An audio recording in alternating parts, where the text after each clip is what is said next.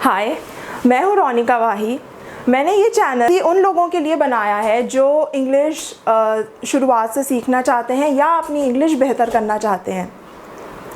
कोई भी भाषा सीखने का एक बड़ा अच्छा तरीका होता है कि आप ये देखें कि अलग अलग सिचुएशंस में अगर आप हैं तो आप किस तरीके से लोगों से बातचीत करें। शुरुआत में ये तरीका बहुत मदद करता है, लेकिन अगर आप किसी ऐसी सिचुएशन में हैं जो आपने पहले प्रैक्टिस नहीं की है, आपको पता नहीं है कैसे बोलें, कोई ऐसा सवाल आ जाए जो कभी आपने जिसके जवाब के बारे में नहीं सोचा कि इंग्लिश में कैसे देंगे, तो फिर क्या करेंगे। हिंदी में तो कभी हमें ये दिक्कत नहीं होती है, जो भी भाषा हम घर पे बोलते हैं, क्योंकि हमें पता है कोई भी कुछ भी सवाल पूछेगा, हमें पता है हम उसका जवाब कैसे दे सकते हैं। तो इंग्लिश में भी यही होना चाहिए, है ना, क्योंकि कोई भी भाषा हो उसमें जो कोई भी वाक्य बना सकते हैं, उसकी कोई सीमा नहीं है। हम एक ही बात को अलग अलग तरीक़ों से अलग अलग अंदाज में कह सकते हैं। तो यही हमें इंग्लिश में कर पाना चाहिए। हमें डरना नहीं चाहिए कि अगर हमें कोई ऐसी किसी ने सवाल पूछ लिया जिसका जवाब हमने प्रैक्टिस नहीं किया है तो हम क्या बोलेंगे। तो उसके लिए ज़रूरी है कि हम हर कॉन्सेप्ट को सीखें, उसे अप्लाई कैसे करना चाहिए वो सीखें। तो इस चैनल पे मैं आपको दूंगी टिप्स, लेसन्स कि कैसे इंग्लिश सीखी जाए। तो हम इंग्लिश पढ़ेंगे भी और ये भी सीखेंगे कि इंग्लिश को पढ़ते कैसे हैं। तो आज शुरुआत करते हैं सिर्फ 2 सवालों से। पहला,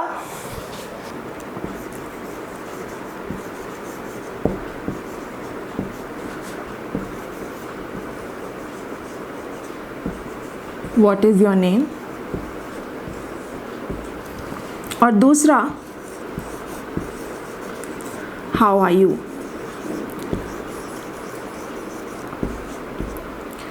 यहाँ पे एक चीज़ मैं बताना चाहूँगी, अगर आपने कभी स्कूल कॉलेज में या कहीं और कभी इंग्लिश को सीखा नहीं है, अगर आप इन अक्षरों को नहीं पहचानते हैं, यानी आपको ये लिपि नहीं आती है। लिपि मतलब जैसे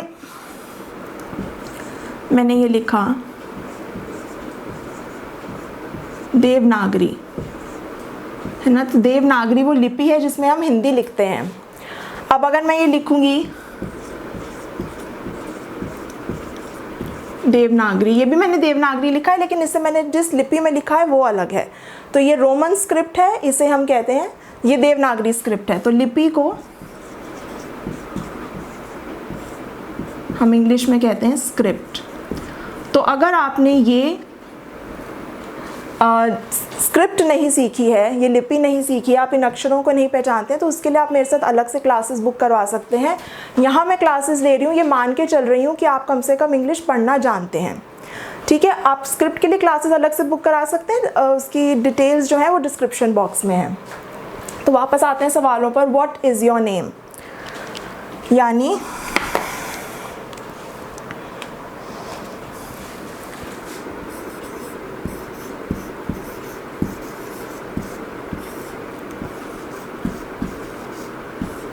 आपका नाम क्या है,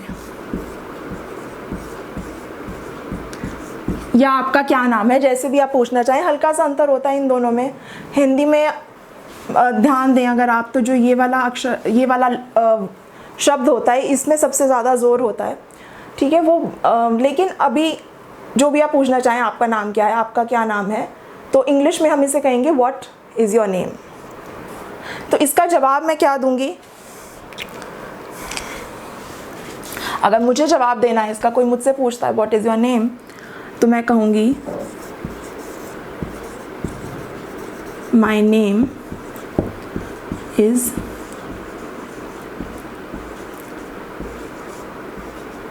रोनिका वाही,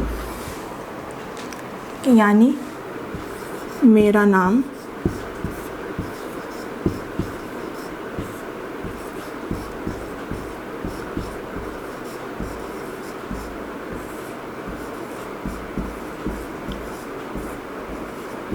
रोनिका वाही है, ठीक है। व्हाट इज़ योर नेम, आपका नाम क्या है को पूछेंगे व्हाट इज़ योर नेम, जवाब होगा माई नेम इज़ जो भी आपका नाम है, ठीक है। मेरा नाम रोनिका वाही है, my name is Ronika Wahi, ठीक है। अब दूसरे सवाल पर आते हैं। How are you, how are you यानी आप कैसे हैं।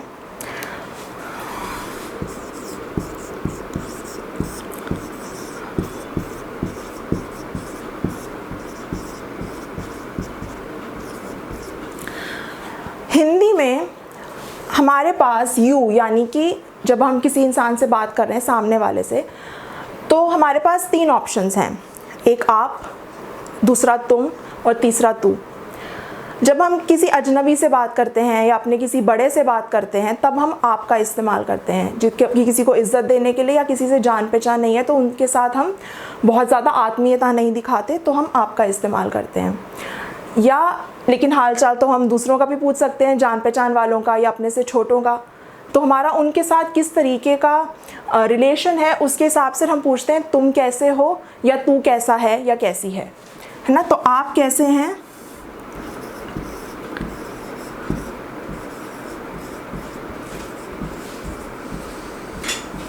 तुम कैसे हो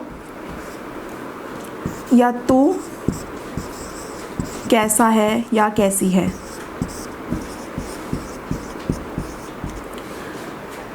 ठीक है, तो इंग्लिश में हमारे पास आप, तुम और तू के लिए एक ही ऑप्शन है, वो है यू।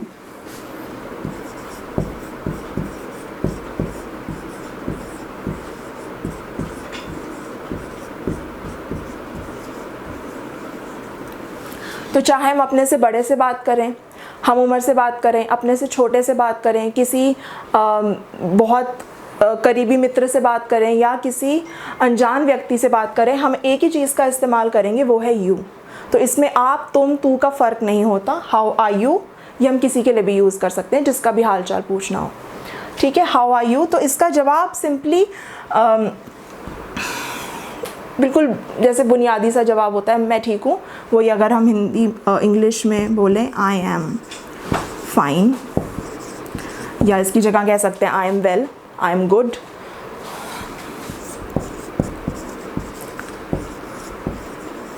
अगर इसे थोड़ा सा ज़्यादा पोलाइट करना चाहें तो इसके आगे I am good, thank you, यानी कि आप शुक्रिया अदा कर रहे हैं किसी का आपका हाल चाल पूछने के लिए।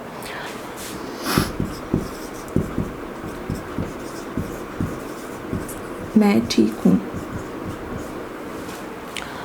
What is your name? My name is, जो भी आपका नाम है। How are you? I am fine, thank you। और I am good, thank you। I am well, thank you। ठीक है, आगे से आप भी दूसरे से पूछ सकते हैं How are you? या सिर्फ and you। and मतलब और आप, जैसे हिंदी में बोलते हैं, कोई हमसे पूछे आप कैसे हैं, मैं ठीक हूँ, और आप, बिल्कुल वैसे ही I am fine, thank you, and you। ठीक है,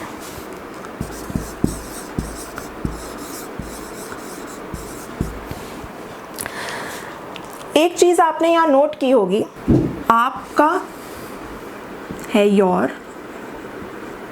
नाम है नेम, ठीक है, क्या है व्हाट, एंड है इज़। अभी हम डिटेल में नहीं जाएंगे इस चीज़ के, बस बिल्कुल मैं सिर्फ इतना आपको भी बताना चाह रही हूँ, आपके ध्यान में लाना चाह रही हूँ कि जब हम किसी एक भाषा से दूसरी भाषा में ट्रांसलेशन यानी अनुवाद करते हैं, सिर्फ कर रही हूँ, व्हाट इज़ योर नेम, जैसे हमने कहा आपका नाम क्या है ना, योर नेम व्हाट इज़, ये तो ऐसे आ रहा है। ठीक है, कभी भी हम किसी एक भाषा से अनुवाद करते हैं, अगर अनुवाद यानी ट्रांसलेशन कहते हैं इंग्लिश में उसे, जो अनुवाद करने की क्रिया होती है उसे हम कहेंगे टू ट्रांसलेट।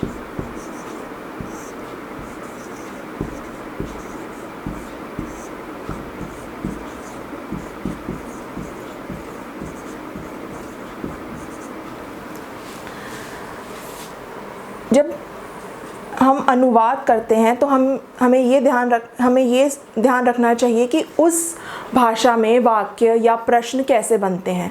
हम अगर सोचें कि जैसे हिंदी में जो वर्ड ऑर्डर यानी कि शब्दों का क्रम आ रहा है, हम उसी के साथ साथ अगर हमने वो कैब याद करी हुई है, वर्ड्स याद करे हुए हैं, तो ये नहीं कि हम उसी के साथ साथ नीचे नीचे वही लगा देंगे। ये एक पॉइंट है, इसे बाद में डिस्कस करेंगे, इसके लिए और टॉपिक्स कवर करने की ज़रूरत है। सिर्फ अभी ये समझिए कि हम शब्दों के क्रम को हमें ये नहीं करना कि जैसे हिंदी में है, अगर हम इंग्लिश में बात करें तो हम शब्दों के क्रम को वही रखें जो हिंदी में है, उसे हमें बदलना होगा इंग्लिश के हिसाब से। एक छोटा सा एग्जाम्पल देती हूँ इसका आपको।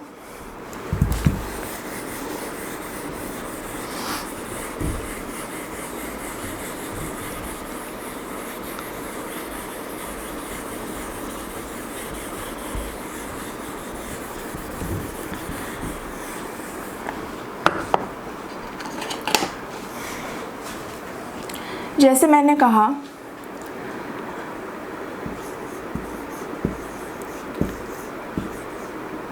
समीर ने सेब खाया। ठीक है, मैंने कहा समीर ने सेब खाया। हिंदी में एक साधारण वाक्य का ऑर्डर होता है ये, इंग्लिश में होता है ये। अब ये SOV और SV हो क्या है? S यानी सब्जेक्ट, यानी जो काम को करता है, कर्ता जिसे हम कहते हैं हिंदी में, हो गया समीर। O यानी ऑब्जेक्ट, जिस पर उस कार्य का असर होता है, यानी कि सेब। समीर ने खाया, समीर ने सेब खाया, काम ये कर रहा है, काम ये है, असर किस पर हुआ? सेब पर, क्योंकि उसे खाया गया, राइट। तो ये है ऑब्जेक्ट। वर्ब यानी कि क्रिया, खाया। ठीक है, अगर हम इसे इंग्लिश में ये कर देते हैं कि बिल्कुल यही ऑर्डर रख दे, जैसे हम कर दें समीर एन एप्पल एट, ठीक है, ये करेक्ट सेंटेंस नहीं है। ठीक है, हमें कहना है समीर एट, समीर यानी जो करता है, एट यानी जो वर्ब है, एन एप्पल यानी सेब। ठीक है, समीर ने सेब खाया। तो ये ध्यान रखेंगे कि वर्ड ऑर्डर सेम, यानी शब्दों का क्रम सेम नहीं होता। अब ये एन क्या है, ये बाद में सीखेंगे। इंग्लिश में होते हैं articles A and the, Hindi में नहीं होते। अगर हमें हिंदी में बताना होगा तो हम कहेंगे समीर ने एक सेब खाया, पर उसकी ज़रूरत भी नहीं है, क्योंकि अगर हमें एक से ज़्यादा सेब बताने होंगे वैसे भी, तो ये खाया ही वैसे भी खाए हो जाएगा, है ना। तो अगर हम सिर्फ कहते हैं समीर ने सेब खाया, तो वो अपने आप हमें पता है कि समीर ने एक सेब खाया। ठीक है, लेकिन इंग्लिश में हम ए एंड द यूज़ करते हैं, वो कैसे करते हैं वो बाद में सीखेंगे। लेकिन अभी के लिए सिर्फ इतना समझिए कि वर्ड ऑर्डर जो है, शब्दों का क्रम जो है, अगर आपने सिर्फ वो कैब सीख ली है, इसका मतलब ये नहीं है कि आप उनको सेम ही क्रम में वर्ड्स इस्तेमाल करके सेंटेंस करेक्ट बना सकते हैं। ठीक है, चलिए अब एक दो सेंटेंसेस और लेते हैं।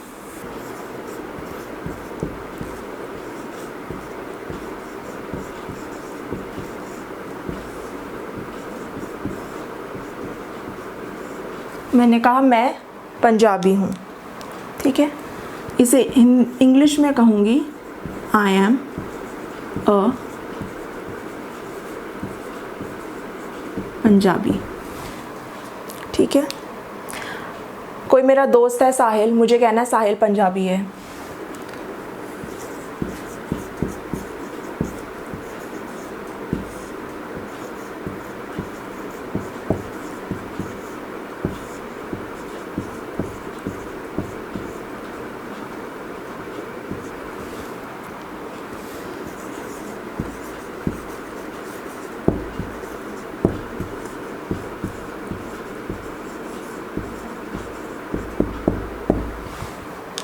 तो मुझे कहना है हम पंजाबी हैं, हम पंजाबी हैं, वी आर पंजाबीज। ठीक है, यहाँ हमारा हैं जो है बहुवचन बता रहा है, यहाँ हमने एस लगा दिया प्लूरल बताने के लिए। ठीक है, अब आप ये देखिए क्या डिफरेंस आ रहा है? यहाँ पे जब मैं कहती हूँ मैं पंजाबी हूँ, मैंने इस्तेमाल किया एम। साहिल पंजाबी है, इज़, हैं, आर। ठीक है, जैसे यहाँ पे जो फ़र्क, जैसे जहाँ जहाँ फ़र्क है हम देख रहे हैं इंग्लिश में भी है। तो अब हमें पता कैसे चलेगा कि इंग्लिश में हमें कहाँ पे क्या इस्तेमाल करना है? एक छोटा सा टेबल बना रही हूँ मैं, प्लीज़ उसे नोट कर लीजिएगा। जब मैं कहती हूँ मैं हूँ, इंग्लिश में हो जाएगा आई एम। ठीक है, जब मैं कहती हूँ हिंदी में हम हैं, वो इंग्लिश में हो जाएगा वी आर। ठीक है, अब आते हैं, जैसे कि मैं सामने आपसे बात कर रही हूँ। ठीक है, तो जब मैं कहूँगी तू है, मैंने अभी बताया था कि आप, तुम और तू में कोई फ़र्क नहीं है इंग्लिश में। ठीक है, तो मैं कहूँ तू है, तुम हो या आप हैं,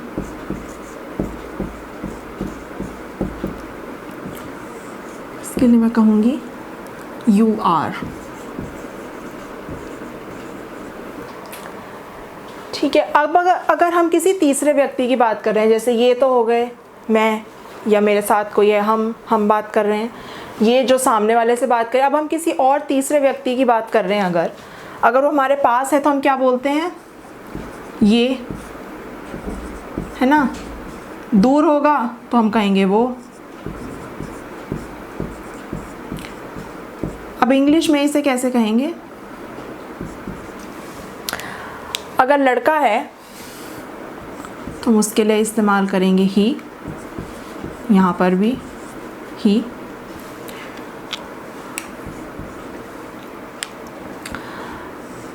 ठीक है, लड़की के लिए शी, किसी वस्तु के लिए इट। कई बार लोग जानवरों के लिए भी इट इस्तेमाल कर देते हैं, लेकिन अगर आप जानवरों से ज़्यादा प्यार करते हैं, आप उनको जैसे वस्तु के लिए जो शब्द इस्तेमाल होता है नहीं करना चाहते, तो आप ही शी इस्तेमाल कर सकते हैं उनके लिए। या जब पास है तो जैसे हम यहाँ पे ये करते हैं, इंग्लिश में हम पास के लिए दिस करेंगे, दूर के लिए दैट।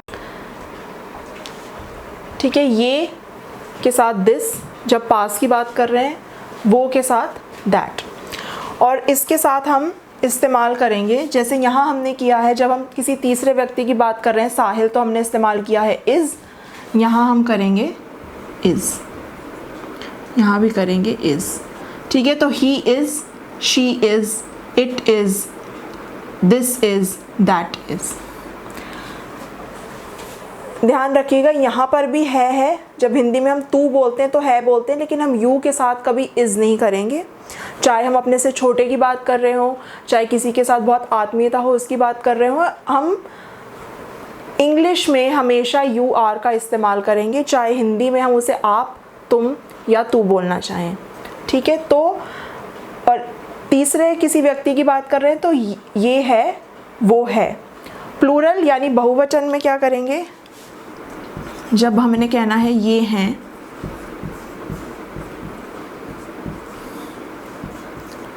या वो हैं, जब पास की बात हो रही है तो दीज, दे, और इसकी जगह हो जाएगा आर। वो में भी दोज, दीज की जगह दोज, दे ही रहेगा, और आर। अब जब हम लोगों की बात करेंगे तो हम इस्तेमाल करेंगे दे, जब चीज़ों की बात करेंगे तो दीज। लेकिन हम लोगों के लिए भी दीज इस्तेमाल कर सकते हैं अगर हम आगे कोई उसके संज्ञा लगाते, जैसे हम कहते हैं ये लड़के, तो हम कहेंगे दीज बॉयज़ या दोज बॉयज़। ठीक है, नहीं तो अगर हम कोई संज्ञा नहीं लगाते हैं आगे, तो हम कहेंगे दे। सो दीज बॉयज आर या दे आर, ठीक है। दीज आर हम चीज़ों के लिए इस्तेमाल करेंगे या जगहों के लिए इस्तेमाल करेंगे, लोगों के लिए भी कर सकते हैं इस्तेमाल, लेकिन अभी के लिए आप इतना ध्यान रखिए कि लोगों के लिए दे आर। उसके कुछ अलग कॉन्टेक्स्ट संदर्भ होते हैं, उनके बारे में हम बाद में बात करेंगे। एक बड़ी इम्पॉर्टेंट चीज़ यहाँ नोट करने वाली ये है कि जब हम हिंदी में बात करते हैं अपने से बड़ों की, जिनको हम आदर देना चाहते हैं, तो हम उनके लिए बहुवचन का इस्तेमाल करते हैं। जैसे कि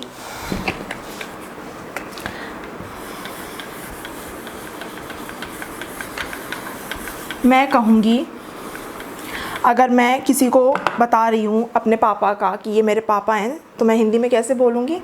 अगर मैंने बोलना है मेरे पिताजी हैं, मैं कहूँगी ये, हमेशा ये इस्तेमाल करूँगी ना, ये मेरे पिताजी हैं। जब हम हिंदी में किसी बड़े की बात करते हैं तो बहुवचन का इस्तेमाल करते हैं, या किसी अजनबी की बात करते हैं तो भी बहुवचन का इस्तेमाल करते हैं, क्योंकि हम उन्हें आदर देते हैं, बहुत ज़्यादा आत्मीयता नहीं दिखाते उनके साथ। लेकिन अब ये है का तो हमारे पास है दे आर, ठीक है। लेकिन इंग्लिश में अगर मैंने अपने फादर के लिए लिख दिया दे आर माय फादर, मेरे पिताजी यानी माय फादर, फादर कहते हैं पिताजी को इंग्लिश में, ये गलत हो जाएगा। इंग्लिश में हम किसी की उम्र के हिसाब से बहुवचन या एकवचन का इस्तेमाल नहीं करते जैसे हिंदी में करते। ये बड़ा इंपॉर्टेंट पॉइंट है। हम अगर किसी बड़े की बात हिंदी में कर रहे हैं तो हम उसे जब इंग्लिश में करेंगे तो हम ऑटोमेटिकली उसे प्लूरल नहीं करेंगे। इंग्लिश में क्या करेक्ट है? जो सिंगुलर है ही, आदमियों के लिए ही का इस्तेमाल करेंगे तो ही इज़ माय फादर।